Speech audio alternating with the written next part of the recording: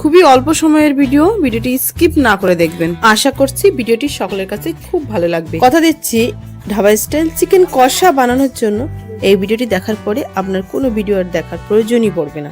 আপনারা মাংসের পিস এবং পরিমাণ নিজেদের হিসাব মতো নেবেন। এখানে পেঁয়াজ, ক্যাপসিকাম, টমেটো আমি এরকম ছোট টুকরো করে কেটে নিয়েছি। আমার যেহেতু লেগ পিস, সেজন্য পিসগুলো একটু বড় বড়ই আছে। এখানে নিয়ে নিয়েছি রান্নার জন্য প্রয়োজনীয় উপকরণ। আদা, রসুন, কাঁচা লঙ্কাটা আমি প্রথমে অল্প একটু জল দিয়ে পেস্ট করে নিয়ে আসবো। রান্নার জন্য প্রয়োজনীয় উপকরণ সমস্ত কিন্তু রেডি হয়ে গেল। আদা, রসুন, কাঁচা লঙ্কাটা খুব সুন্দরভাবে আমি বেটে নিয়েছি। আর এখানে আমি মাংসটাও কিন্তু খুব সুন্দরভাবে পরিষ্কার করে ধুয়ে জল ঝরিয়ে রেখেছিলাম আগে থেকে। এবারে আমি এখানে কিছু শুকনো মশলা নিয়ে নিচ্ছি, যেটা হলো হলুদ 1 চা চামচ, লবণ 1 চা চামচ, এখানে জিরে ধনে মিশ্রিত পাউডার আছে 1 চা চামচ, লঙ্কা পাউডার 1 চা চামচ। এগুলো আমি এই মাংসের মধ্যে ঢেলে দিলাম। আসলে মাংসটা ম্যারিনেট করে রাখতে হবে, তার জন্য সামান্য একটু টক দই ফেটানো আমি দিয়ে দিলাম। আর দিয়ে দিচ্ছি আদা রসুন কাঁচা লঙ্কা পেস্টটা। এবারে হাত দিয়ে খুব সুন্দরভাবে মেখে আমি 10 মিনিটের জন্য রেস্টে রেখে দেবো।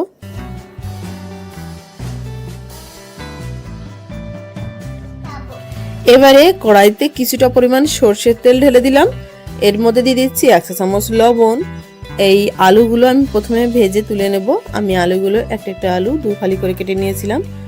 ভালো করে এরকম নতুন আলু তো আঁচড় দিয়ে ছুলে ভালো করে ধুয়ে এই যে ভেজে তুলে নিলাম। আর ওই বেঁচে থাকা তেলের মধ্যে আমি ক্যাপসিকাম গুলো ভেজে তুলে রাখবো।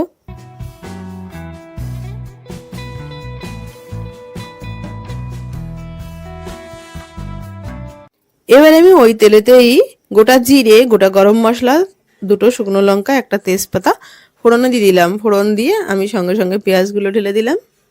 নেড়ে চেড়ে পেঁয়াজটা যখন অর্ধেকটা ভাজা হবে, ওই যে আগে থেকে ম্যারিনেট করে রেখেছিলাম যে মাংসটা আমি সম্পূর্ণটা এর মধ্যে ঢেলে ভালোভাবে কষিয়ে নেড়ে চেড়ে নেব।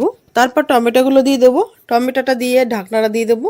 ঢাকনা দিয়ে আমি 2 মিনিটের মতন রান্না করব। কোনো রকম নাড়াচাড়া ছাড়াই ঢাকনা দিয়ে যখন 2 থেকে 3 মিনিট রান্না করা হবে, তখন কিন্তু এইরকম সামান্য একটু গ্রেভি মানে একটু ঝোল ঝোল টাইপের দেখা যাবে। কারণ পেঁয়াজ টমেটো ছিল, সেইগুলো কিন্তু এই লো ফ্লেমে গলে একটু ঝোল টাইপের হয়ে গেছে। যাই হোক, আলু আর ক্যাপসিকামটা দিয়ে নেড়ে চেড়ে আরও ঢাকনা চাপা দিয়ে আমি 5 মিনিটের মতন এইভাবে মাঝে সাঝে নেড়ে চেড়ে রান্না করে নেব। তারপরে সামান্য একটু ওই যে মিক্সারটা ধুয়ে সামান্য একটু জল দিয়ে দিলাম এই গামলাতে, কারণ এই গামলাতে মাংসটা ম্যারিনেট করে রেখেছিলাম। আর ওই মশলাটা যেহেতু গামলায় লেগে আছে, সেই কারণে গামলাটা ধুয়ে আমি অল্প একটু জল দিয়ে দেব মাংসের মধ্যে। ঝোলটা দেওয়ার পরে ঢাকনাটা দিয়ে 10 মিনিটের মতন এইভাবে মাঝে সাঝে নেড়ে চেড়ে রান্না করে নেব। তারপরে 10 মিনিট পর ফাইনালি দেখতে পাচ্ছেন মাংসটা কিন্তু অনেকটাই পুরোটা একদম নরম হয়ে গেছে। এই যে হাড়ের থেকে একটু মাংস খসে খসে হয়ে যাচ্ছে, দেখেই বোঝা যাচ্ছে। মাংসটা কিন্তু খুবই নরম হয় একদম এরকমভাবে রান্না করলে। আর টেস্ট তো অসাধারণই আসে। কিন্তু মাংসের গ্রেভিটা এইরকম একটু কম কম রাখতে হবে, মাখা মাখা টাইপের হবে। সর্বশেষে লবণটা চেক করার পরে সামান্য একটু বিরিয়ানি মশলা এবং গরম মশলা পাউডার দিয়ে আমি কিন্তু এই যে পরিবেশন করার জন্য মাংসটা নিয়ে নিচ্ছি। আর এটা তো টেস্টে অসাধারণই হয়েছে। আপনারা বাড়িতে রান্না করলেই বুঝতে পারবেন আসলে এইভাবে রান্না করলে রান্নাটা কতটা সুন্দর লাগে খেতে। যাই হোক, ভিডিওটি ভালো লাগলে অবশ্যই চ্যানেলটিকে সাবস্ক্রাইব করে রাখবেন। সকলে খুব ভালো থাকবেন।